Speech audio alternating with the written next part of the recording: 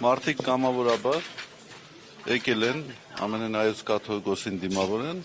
եւ դա ընդամենը փաստ է եւ կարծում եմ ինքնին խոսում փաստ է։ Եկեղեցու ներսում կան բարձրաստիճան սրբազաններ, ովքեր վեհապարին դեմ են։ Օրինակ Վազգեն Միրզախանյանի մասին։ Իհարկե ոչ։ Վազգեն Միրզախանյանը միանշանակ կաթողիկոսում։ Իհարկե։ Ասում է անհերքելի փաստեր ունի, որ վեհապարը զավակ ունի։ Մենք հիմա դուք եք տրվում այդ հարցադրումը։ Ես հարցնում եմ իրար։ Մի հարցրեք, ուրեմն ես խնդրում եմ այն հարցադրումները, որոնք որ դուք խելամիտ չեք համարում, այդ հարցադրումները